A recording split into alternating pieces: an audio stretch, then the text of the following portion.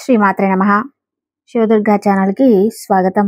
అందరికీ కూడా ఆ అమ్మవారి ఆశీస్సులు ఎప్పుడు ఉండాలని మనస్ఫూర్తిగా ఆ తల్లిని వేడుకుంటూ ఇవాళ మనం బెజవాడ కనకదుర్గమ్మ తల్లి యొక్క చరిత్రను అలానే అమ్మవారి యొక్క మహిమలను తెలుసుకుందాం. విజయవాడలో జరిగిన యథార్థ సంఘటన ఇది.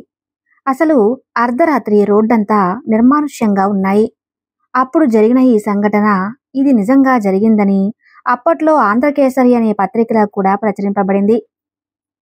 మొదటిసారి కథ విన్నవారికి ఖచ్చితంగా ఒళ్ళు గగురు పొడుస్తుంది. ఇంతకీ ఏంటా సంఘటన? ఇక ఏమాత్రం ఆలస్యం చేయకుండా కళ్ళకు కట్టినట్టుగా వీడియోను మీకు చూపించే ప్రయత్నం చేస్తున్నాను, చూసేయండి. విజయవాడలో వెంకన్న అనే రిక్షా కార్మికుడు ఉండేవాడు. అతను ఎంతో నిజాయితీగా కాయా కష్టం మీద బ్రతికేవాడు. పొట్టకూటి కోసం రాత్రనక పగలనక రిక్షా తొక్కేవాడు.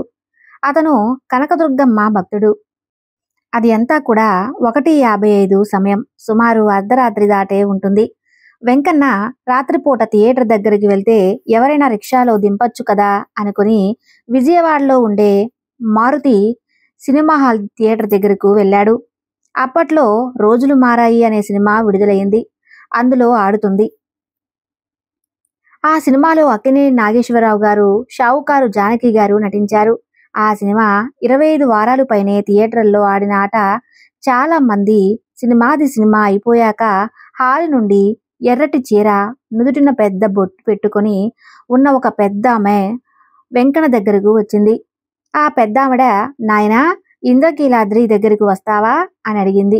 రిక్షా వెంకన్న, వస్తానమ్మా బండెక్కండి అన్నాడు. ఆమె బండెక్కింది. అసలే అర్ధరాత్రి, రోడ్డంతా చీకటిగా ఉంది. రిక్షా నడుపుతున్న చప్పుడు, ఎక్కడో అరుస్తున్న కుక్కల శబ్దాలు మాత్రమే వినిపిస్తున్నాయి. అంత నిర్మానుష్యంగా ఉన్న రోడ్డు రిక్షావాడితో ఆ పెద్దావిడ మాట్లాడుతూ, బాబు అర్ధరాత్రి అయిందిగా, బాగా చీకటిగా ఉంది, రోడ్లు కూడా నిర్మానుష్యంగా ఉన్నాయి. విజయవాడలో అర్ధరాత్రి దాటితే దుర్గమ్మ గ్రామ సంచారిణిగా వస్తుందంటారు, నిజమేనా నాయనా అని అడుగుతుంది. మరి నీకు భయమేయడం లేదా అని అడిగింది. అందుకు సమాధానం ఇస్తూ రిక్షా వెంకన్న, అమ్మా నేను నా కష్టం మీద బ్రతికేవాడిని, ఎవరికి ఎటువంటి అపాయం తలపెట్టేవాడిని కాదు. ఆ దుర్గమ్మ మా తల్లి ఏ తప్పు చేయని బిడ్డకి తల్లి దగ్గరికి వెళ్ళడానికి భయమెందుకు అంటున్నాడు. అలా కొంత దూరం వెళ్ళాక ఇంద్రకీలాద్రి రానే వచ్చింది. అమ్మా మీరు ఎక్కడికి వెళ్ళాలి అని అడుగుతాడు వెంకన్న. వెనుక నుండి ఎటువంటి సమాధానం రాకపోయేసరికి అతను వెనక్కి తిరిగి చూసేసరికి ఆమె అక్కడ లేదు. అంతలోనే ఎక్కడికి వెళ్ళింది అనుకుని చుట్టూ తిరిగి చూడగా ఆమె ఇంద్రకీలాద్రి మెట్లెక్కుతూ కనిపించింది. వెంకన్నను చూసి, అమ్మా మీరు డబ్బులు ఇవ్వకుండా వెళ్తున్నారు అని కాస్త గట్టిగా వినపడేలా అరిచి చెప్పాడు. అప్పుడు, నేను నీ తలపాగాలో పెట్టాను నాయనా, చూసుకో అని చెప్తుంది అమ్మ. తలపాగా ఎలా పెట్టిందబ్బా, నాకు ఎటువంటి స్పర్శ కూడా లేదే అని రిక్షా వెంకన్న తలపాగా విప్పి చూశాడు. అందులో ఒక 10 రూపాయల నోటు, ఒక బంగారపు గాజు కనిపించింది. వెంటనే వెంకన్న అర్థమైంది, తన రిక్షాకెక్కింది ఎవరో కాదు, ఆ అమ్మలగన్న అమ్మ దుర్గమ్మ అని. ఆమెను వెంటనే చూడాలని మెట్ల వైపు చూశాడు. కానీ ఆమె వెంటనే మాయమైపోయింది. దాంతో ఒక్కసారిగా అద్భుతాన్ని చూసిన ఆ రిక్షావాడికి నోట మాట రాలేదు. ఆ క్షణం తెలియని తన్మయత్వానికి గురయ్యాడు. అతని కళ్ళు పెద్దవయ్యాయి. అటూ ఇటూ చూస్తున్నాడు. అతని గుండె వేగం ఒక్కసారిగా పెరిగింది. ఏం చేయాలో తెలియక ఒక్కసారిగా నిశ్శబ్ద వాతావరణంలో గట్టిగా వెర్రిగా కేకలు వేయడం మొదలుపెట్టాడు. అటూ ఇటూ గెంతుతున్నాడు.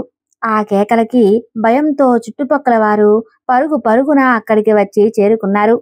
అప్పటికే ఆ రిక్షావాడి ఆనందానికి అవధులు లేకుండా పోవటంతో అదే స్థితిలో వెర్రిగా కేకలు వేస్తూనే ఉన్నాడు. అక్కడకు పోయిన జనాలు కాస్త కంగారు పడ్డారు. వెంకన్న కాస్త కుదుట పడ్డాక ఏం జరిగిందో అడిగారు. అమ్మవారి ఉపాసనకు వచ్చారు.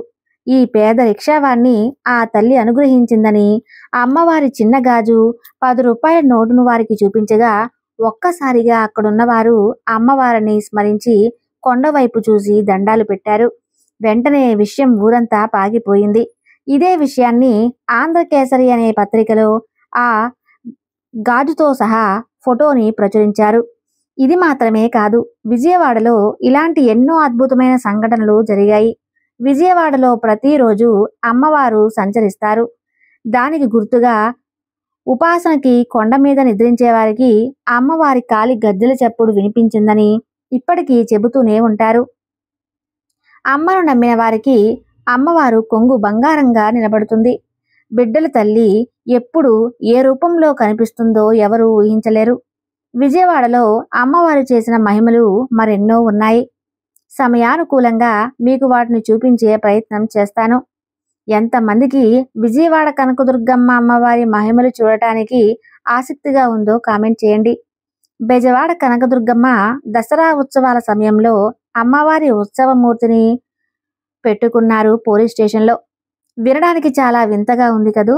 అసలు అమ్మవారిని పోలీస్ స్టేషన్లో ఉన్న సంబంధం ఏంటి అని అనిపిస్తుంది. దానికి సమాధానం తెలుసుకోవాలంటే అమ్మవారు ఉన్నారు అని నిరూపించి యథార్థ సంఘటనల గురించి మనం ఇప్పుడు తెలుసుకుందాం. మీకు వీడియో ఖచ్చితంగా నచ్చుతుందని ఆశిస్తున్నాము. ఈ వీడియోని చివరి వరకు వినండి. కొండవీటి రెడ్డి రాజులు పరిపాలించే కాలంలో అంటే 14వ శతాబ్దంలో యథార్థ సంఘటన జరిగింది. అప్పట్లో ఇప్పటిలా బిజవాడ అనే ఊరు ఉండేది కాదు. ఎక్కడ చూసినా చుట్టూ చెట్లు, దట్టమైన అరణ్యంలో క్రూర మృగాలు తిరిగేవి. కొంతమంది కృష్ణానదిలో చేపలు పట్టడానికి జాలర్లు వచ్చేవారు. వారికి కాపలాగా ఉండేందుకు అప్పట్లో కొండవీటి రెడ్డి రాజులు 2 సిపాయిలు నియమించారు. వారిలో ముఖ్యమైన వ్యక్తి పేరు మంగయ్య. 2 సైనికులు చాలా జాగ్రత్తగా తమ విధులు నిర్వహించేవారు. జాలర్లు నదిలో చేపలు పట్టి వాటిని కొండపల్లికి తీసుకువెళ్లేవారు. వారి జాగ్రత్తలు 2 సిపాయిలు చూసుకునేవారు. మార్గ మధ్యలో అంటే ఇప్పుడున్న బెజవాడ 1 టౌన్ పోలీస్ స్టేషన్ గుట్టలపైన జాలర్లు కూర్చొని వారు తెచ్చుకున్న భోజనం చేసి కాసేపు అక్కడే సేద తీరి తిరిగి చేపలు వేటకు వెళ్ళేవారు. ఏదో చిన్న పొరపాటు జరగడం వల్ల ఆ 2 సిపాయిలు విధుల నుంచి తొలగించారు. అప్పటి పాలకులు అలా కొంతకాలం గడిచాక అప్పటికే కొంతమంది జాలర్లు నదిలో చేపలు పట్టడానికి వారికి అనుకూలంగా ఉండేందుకు వారు భోజనాలు చేసి సేద తీరారు. ప్రాంతంలో చిన్న చిన్న గుడిసెలు వేసుకుని నివసించేవారు. అలా ఒక చిన్న ఊరు ఏర్పడింది. ఆ ఊరిని జాలర్లపల్లె అని పిలిచేవారు. ఉద్యోగం పోయిన ఆ సైనికులు కూడా జాలేపల్లిలో జాలరులతో పాటు కలిసిమెలిసి జీవించేవారు. మంగయ్య జీవనాధారం కోసం ఒకరోజు మేకతోటి ఇంద్రకీలాద్రి కొండపైకి వెళ్ళాడు. ఉద్యోగం పోయిన బాధతో ఏదో ఆలోచిస్తూ ఒక చిన్న రాయితో మట్టిపైన గీస్తున్నాడు మంగయ్య. అతనుకు తెలియకుండానే తాను గీసిన ఆ మట్టిపై ఏదో విక్రమ ఆకారం బయటపడుతూ వచ్చింది. ఆ విగ్రహం ఏంటో తెలుసుకోకుండా మంగయ్య విగ్రహాన్ని చూసి కూడా పట్టించుకోకుండా వెళ్ళిపోతాడు. దాంతో అమ్మవారు ఆ సిపాయి మంగయ్య కూతురు ఒంట్లోకి పోతుంది. ఒక్కసారిగా చిన్నపిల్ల గొంతు మారిపోయి అమ్మవారిలా గంభీరంగా మాట్లాడుతూ వచ్చింది. ఏం మంగయ్య, నేను కనిపిస్తే పట్టించుకోకుండా వచ్చేస్తావా? నా అనుగ్రహాన్ని గుర్తించలేకపోయావా అని అడుగుతుంది అమ్మవారు. దాంతో ఆ విగ్రహం ఎవరిదోనన్న విషయం అర్థం చేసుకున్న ఆ సిపాయి మంగయ్య అమ్మవారి విగ్రహాన్ని కొంచెం కొంచెం తెల్లగా అద్భుతమైన అమ్మవారి విగ్రహం బయటపడుతూ వచ్చింది. దాంతో ఆ జాలపల్లెలోని ప్రజల ఆనందానికి అవధులు లేకుండా పోతుంది. తమకు తోడుగా ఉండేందుకు అమ్మవారు మళ్లీ వచ్చారని భావించారు. వారి స్తోమతకు తగ్గట్టుగా అమ్మవారికి చిన్న పాక వేసి పూజలు చేయటం ప్రారంభించారు. ఇలా మంగయ్య అమ్మవారిని సేవించుకుంటూ ఉండగా ఒకరోజు రాత్రి అమ్మవారు మంగయ్య కలలో కనిపించింది. మంగయ్య, దసరా ఉత్సవాలు ముగిసే ఆఖరి రోజున నేనే ఇంటికి వచ్చి పసుపు కుంకుమలు తీసుకుంటాను అని చెప్పి అమ్మవారు ఆశీర్వదించి కలలో మాయమైపోతుంది. ఆ తర్వాత కొంతకాలానికి ఆ సిపాయి కూతురు అమ్మవారిలో ఐక్యమైపోయింది అని చెబుతుంటారు. అమ్మవారు ఆయన చేత పూజలు చేయించుకోవటానికి బిడ్డల వచ్చిందని కొంతమంది నమ్ముతారు. అమ్మవారు తన పుట్టినిల్లుగా భావించే మంగళ్ళు కాలక్రమేణా శిథిలమైపోవటంతో బ్రిటిష్ అధికారుల కాలంలో 1900 సంవత్సరంలో అక్కడ పోలీస్ స్టేషన్ కట్టించడం జరిగింది. రాబర్ట్ హెన్స్ అనే బ్రిటిష్ అధికారి అమ్మవారి మహిమల గురించి మరియు ఆ పోలీస్ స్టేషన్ గురించి ఒక శిలాశాసనంలో రాయించారట. కానీ ఆ స్టేషన్ కూడా శిథిలావస్థకి రావటంతో మరికొంత కాలానికి ఇప్పుడున్న 1 టౌన్ పోలీస్ స్టేషన్కు కట్టించడం జరిగింది. ఆ శిలాశాసనాలు ఇప్పుడు ఎక్కడ ఉన్నాయో తెలియడం లేదని అంటున్నారు. అమ్మవారి పుట్టినిల్లుగా భావించే మంగయ్య ఇల్లు ఇప్పుడు బెజవాడ 1 టౌన్ పోలీస్ స్టేషన్ అవడంతో అమ్మవారి ఉత్సవ విగ్రహాన్ని ఒకరోజు 1 టౌన్ పోలీస్ స్టేషన్లో పెట్టుకుని పూజలు చేస్తారు. దసరా ముందు వచ్చే అమావాస్య రోజు ఆ స్టేషన్లో విద్యుత్ దీపాలతో ముస్తాబు చేసి మొదటగా స్టేషన్ ప్రాంగణంలోనే ఉన్న అమ్మవారి ప్రతిరూపంగా భావించి రావి చెట్టుకి మొదటి పూజ చేశాక అక్కడ పోలీస్ కమిషనర్, మిగిలిన పోలీసులు అమ్మవారికి చీరాసారే, పసుపు కుంకుమలు తీసుకొని ఊరేగింపుగా వెళ్తారు. ఆ తరువాత 9 రోజుల ఉత్సవాల్లోని ఆఖరు రోజున అమ్మవారిని తిరిగి తన పుట్టినిల్లు అయిన 1 టౌన్ పోలీస్ స్టేషన్కి తీసుకువచ్చి కాసేపు అక్కడే సేద తీరాక మళ్ళీ కొండ మీదకు చీరాసారే ఊరేగింపుగా తీసుకెళ్లడంతో దసరా ఉత్సవాలు ముగుస్తాయి. ఇప్పుడు మంగయ్య లేకపోయినా, మంగయ్య ఇల్లు లేకపోయినా అమ్మవారు ఇప్పటికీ ఆ స్థలాన్ని తన పుట్టినిల్లుగా భావించి ప్రతి సంవత్సరం అక్కడికి వస్తున్నారు. సిపాయిగా పనిచేసిన మంగయ్యని ఇప్పటికీ 1 టౌన్ పోలీస్ స్టేషన్లో పోలీసులను ఆత్మీయులుగా భావిస్తారు. అమ్మవారి ఎంతటి గొప్ప అదృష్టం కదూ. బెజవాడ 1 టౌన్ పోలీసులకి 1937లో జరిగిన యథార్థ సంఘటని మొదటిసారి కథ విన్న వారికి ఖచ్చితంగా ఒళ్ళు గగ్గురు పొడుస్తుంది. ఇంతకీ ఏంటా సంఘటన? ఇక ఏమాత్రం ఆలస్యం చేయకుండా కళ్ళకు కట్టినట్టుగా వీడియోని మీకు చూపిస్తాను. అప్పట్లో బ్రిటిష్ రాజులు, బ్రిటిష్ అధికారులతో కలిసి మన వాళ్ళు పనిచేస్తున్న రోజులవి. బ్రిటిష్ వారు ఎప్పుడూ మన వాళ్ళు తక్కువ జాతిగా చూసేవారు. మనమంటే చిన్న చూపు. ఇక మన దేవుళ్ళంటే చులకనాభావం. మన ఆచారాలు అన్ని మూఢనమ్మకాలని కొట్టుపడేస్తూ ఉండేవారు. ఒకరోజు అక్కడే పనిచేస్తున్న మన వాళ్ళు మన బెజవాడ దుర్గమ్మ మహిమల గురించి చర్చించుకుంటున్న సమయంలో అందులో పనిచేస్తున్న ఒక బ్రిటిష్ హై అధికారి అక్కడికి వచ్చాడు. అమ్మవారి మహిమల గురించి మాట్లాడుకోవడం విని నవ్వి ఆ తల్లిని అవహేళన చేస్తూ మాట్లాడతాడు. తోటి అధికారులు ఎంత చెప్పినా వినకుండా అమ్మవారి నోటికొచ్చిన మాటలు అని అంటూనే ఉంటాడు. విసిగెత్తిపోయి తోటి అధికారులు, సార్, మీరు తప్పుగా మాట్లాడుతున్నారు, ఇకనైనా ఆపండి, అమ్మవారికి కోపం వస్తే మీరు తట్టుకోలేరు అని ఎంత చెప్పినా కూడా బ్రిటిష్ అధికారి చెవిన పడలేదు. అమ్మవారిని మరింత అపహాస్యం చేస్తూ వస్తాడు. అలా మాట్లాడుతూ ఉంటాడు. అదే రోజు ఒక సంఘటన. బ్రిటిష్ అధికారి తన ఇంటికి వెళ్ళి అక్కడ దృశ్యాలు చూడగానే అతనికి ఒళ్ళంతా చెమటలు పట్టేశాయి. అతని భార్య, 4 పిల్లలకి భయంకరమైన మశూచి వ్యాధి సోకింది. వారి ఒళ్ళంతా చీము, పెద్ద పెద్ద కురుపులు ఏర్పడ్డాయి. వారిని చూసిన బ్రిటిష్ అధికారులు గుండెలు అదిరి ఏం చేయాలో దిక్కుతోచిన స్థితికి పోయారు. అప్పట్లో మశూచి ఎంత భయంకరమైన వ్యాధో వ్యాక్సిన్ రాకముందు ఆ వ్యాధి సోకిన ప్రతి 10 మందిలో 3 చనిపోయారు. అదృష్టవశాత్తు ఎవరైనా బతికినా వారి ఒంటిపై పెద్ద పెద్ద మచ్చలు అలానే ఉండిపోయాయి. ఆ వ్యాధికి మందు ప్రపంచంలో ఎవరు కనుగొనక ముందే చైనాలో మన బోధిధర్మ ఎంతో మందిని ఆ మహమ్మారి నుండి ఆయుర్వేద వైద్యం ద్వారా కాపాడారో ఎంతో ఆసక్తికరమైన ఆ సంఘటనను చూడాలనుకునేవారు బోధిధర్మ అని కామెంట్ చేయండి. అంతటి రాకాసి వ్యాధి ఆ తల్లి బిడ్డలకు సోకింది. దాంతో వెంటనే బ్రిటిష్ వారికి అర్థమైపోయింది తాను చేసిన తప్పేమిటో అని. తోటి అధికారులు ఎంత చెప్పినా వినకుండా ఈ దుస్థితి తెచ్చుకున్నానని బాధపడ్డాడు ఆ బ్రిటిష్ అధికారి. పరుగు పరుగున ఇంద్రకీలాద్రికి చేరుకున్నాడు. అమ్మా, నీ గురించి తెలియక అనరాని మాటలు అన్నాను, నన్ను క్షమించమ్మా. నా బిడ్డల అభంశుభం తెలియని వాళ్ళు, వారిని కాపాడు తల్లి. నేను చేసిన తప్పుకు ప్రాయశ్చిత్తంగా మీకు ఉత్సవం జరిపిస్తాను అని అమ్మవారిని వేడుకొని ఇక ఆమెపైనే భారం వేసి ఇంటికి చేరుకున్నాడు. ఇంటికి వెళ్ళగానే ఆశ్చర్యం కలిగింది. తన కళ్ళను తానే నమ్మలేకపోయాడు.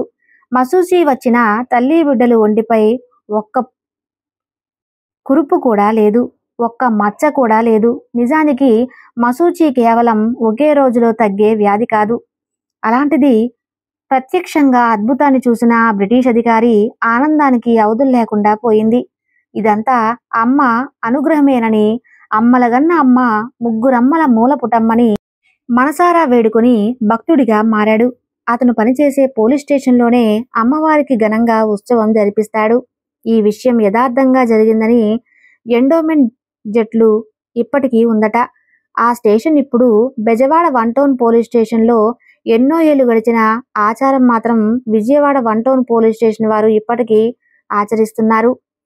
దసరా ఉత్సవాలు ఇంద్రకీలాద్రిపై మొదలు కాని ముందు రోజే బెజవాడ 1 టౌన్ పోలీస్ స్టేషన్ని కనుల విందుగా విద్యుత్ దీపాలతో అలంకరించి ముస్తాబు చేస్తారు.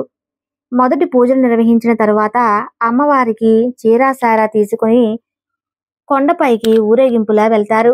ఆ తర్వాత దుర్గమ్మ దసరా ఉత్సవాలు మొదలవుతాయి. ఈ ఆచారం పోలీసులు ఉండడం ఏంటి అని కొంతమంది వారి నుండి ఈ ఆచారాన్ని చేజిక్కించుకోవాలని ప్రయత్నించారట. కానీ అమ్మవారు ఆగ్రహించడంతో ఆ ప్రయత్నాలు మానుకోవాల్సి వచ్చిందట. ఉత్సవాలు 9 రోజుల్లో పోలీసులు కొంతమంది మాంసం తినకపోవడం, చెప్పులు వేసుకోకపోవడం, నేలపైనే పడుకోవడం వంటి నియమాలు పాటిస్తూ ఎంతో నిష్ఠగా ఉంటారట. ఎన్నో ఏళ్లుగా ఈ ఆచారం వస్తుంది. కాబట్టి ఇతర మతస్థులైన పోలీస్ వారు, ఇక్కడ నియమితులైన వారు కూడా ఎటువంటి కుల మత భేదాలు లేకుండా ఈ ఉత్సవాన్ని జరుపుకుంటారని చెబుతుంటారు. మరి అమ్మవారి దగ్గర కులం ఏమిటి, మతం ఏమిటి? తల్లి కాపాడమని వేడుకోగానే బ్రిటిష్ ఆర్మీ అతని కుటుంబాన్ని కాపాడింది ఆ దుర్గమ్మ. మరి అతను ఏ కులం, ఏ మతం? అమ్మ, మనసారా ప్రార్థిస్తే మీకు అండగా అమ్మలగనమ్మ దుర్గమ్మ ఎప్పుడూ మీ వెంటే ఉంటుంది. ఒకప్పుడు బిజవాడ ఇంద్రకీలాద్రిపై వెలసిన చింతామణి కాలనీ చూడ్డానికి భక్తులు వలసపోయారు. 18 బాహులతో, ఎర్రటి పెద్ద కళ్ళతో, నాలుకతో, ఒక చేత్తో మొండెం వేరు చేసిన తల్లిని పట్టుకుని మెడలో కపాలాలను ధరించి అతి భయంకరంగా ఉండేది. ఒకప్పుడు అమ్మవారు బలి కోరేదట. అందుకే ఒంటరిగా భక్తులు కాళీమాతకు ప్రదేశానికి వెళ్తే ధైర్యం కానీ సాహసం కానీ చేసేవాళ్ళు కాదు. అంతటి ఉగ్ర రూపాన్ని ఎలా శాంతింపజేశారు? ఆ భయంకరమైన రూపాన్ని కనకదుర్గ అమ్మవారిగా ఎలా మార్చారు? చాలా మందికి తెలియని అసలు నిజాలు ఇక మనం ఏమాత్రం ఆలస్యం చేయకుండా తెలుసుకుందాం.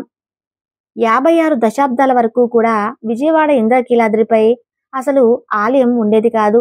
అమ్మవారు అప్పట్లో ఒక పెద్ద రాతి బండపై భయంకరమైన చింతామణి వెలిసింది. ఆ ఉగ్ర స్వరూపాన్ని చూసే శక్తి సామాన్య భక్తులకు ఉండేది కాదు. అప్పట్లో అమ్మవారు సాయంత్రమైతే చాలు ఉపాసనకు వచ్చేదట. గలగలమంటూ గజ్జల శబ్దాలతో చీకట్లో తిరిగేదట. సాయంత్రం 6 దాటాక ఎవ్వరూ కూడా వారి తలుపులు తెరిచేవారు కాదట. అప్పట్లో మాధవవర్మ అనే రాజు విజయవాడ ప్రాంతాన్ని పరిపాలించేవాడు. అతనికి అమ్మవారంటే ఎనలేని భక్తి, ప్రపత్తులు. ఆయన రాజ్యాన్ని ఎంతో ధర్మబద్ధంగా పరిపాలించేవాడు. అతనికి సంతానం లేకపోవడంతో రోజు అమ్మవారి చెంతకు చేరుకుని పూజలు చేసేవాడు. అమ్మవారు కనిపించడంతో ఆ రోజుకొక పుత్రుడు జన్మించాడు. ఇదంతా ఆ కాళీ అతన్ను ఆ అమ్మవారిని మొట్టమొదటగా ఆలయాన్ని నిర్మించాడు. కాలక్రమేణా ఆ పిల్లవాడు పెరిగి పెద్దవుతూ ఎంతో క్రమశిక్షణగా పెరుగుతూ వచ్చాడట. ఒకరోజు ఆ యువరాజు ఒక కొత్త గుర్రాన్ని తన రాజధానికి కట్టుకుని సవారీ ఇంద్రకీలాద్రి వైపు వెళ్తాడు. అలా సవారీ చేస్తూ చేస్తూ ఉండగా కాస్త చీకటి పడుతూ వచ్చింది. అదే సమయంలో కొండపైన నిరుపేద ఒక స్త్రీ తన ఇంట్లో వారి ఆకలి తీర్చడానికి చింత చిగురు కోస్తూ ఉంటుంది. చీకటి పడితే అమ్మవారు సంచారానికి వస్తారన్న భయంతో ఆమె తన పిల్లల్ని తీసుకుని గబగబా అక్కడి నుండి కొండ దిగుతూ వస్తుంది. యువరాజు కూడా ఆమె ఉపాసనకు వచ్చే వేళ అవుతుంది కదా అని రథం వేగాన్ని పెంచాడు. అసలే సంధ్యావేళ, పైగా ఆ దూకుడికి దారంతా దుమ్ములేస్తూ వచ్చింది. అంతలో ఆ పిల్లాడు ఆడుకుంటూ ఆడుకుంటూ వేగంగా వస్తున్న రథం వైపు వెళ్ళాడు. యువరాజు చూసుకోపోవడంతో రథం ఆ పిల్లాడి శరీరం పైకి ఎక్కి దూసుకుపోతుంది. అందులో ఆ బిడ్డ తల్లి గట్టిగా కేకలు వేసింది. ఆమె అక్కడకు వచ్చి చూసేసరికి ఆ పిల్లాడి ఒళ్ళంతా రక్తం. తల్లి చేతిలోనే ఆ పిల్లాడు ప్రాణాలు కోల్పోతాడు. ఆ తల్లి ఏడుస్తూ ఆ పిల్లాడి కళేబరాన్ని తన 2 చేతులపై ఎత్తుకొని తమ ప్రాంతాన్ని పరిపాలించే రాజైన మాధవవర్మ కోట దగ్గరికి చేరుకుంటుంది. అక్కడ ఉన్న ధర్మగంటలు, గణపతులు మోగిస్తారు. ఎవరికో ఆపద వచ్చిన భావంతో మాధవవర్మ పరుగు పరుగున అక్కడికి చేరుకున్నాడు. ఆ తల్లి పడుతున్న యాతనను ఆ రాజు చూడలేకపోయాడు.